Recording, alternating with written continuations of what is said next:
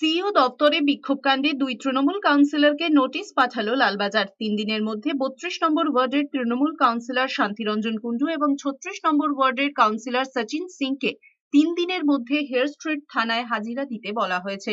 2 councillor সহ আরো 4 তৃণমূল নেতার বিরুদ্ধে হেয়ার স্ট্রিট থানায় জামিন অযোগ্য ধারায় এফআইআর করা হয়েছে। স্ট্র্যান্ড রোডে শিপিং কর্পোরেশনের অফিসে যেখানে সিইও দপ্তর, সেইখানে 2 কাউন্সিলরের নেতৃত্বে বেআইনি জমায়েত রাস্তা অবরোধ করে রাখা হয়।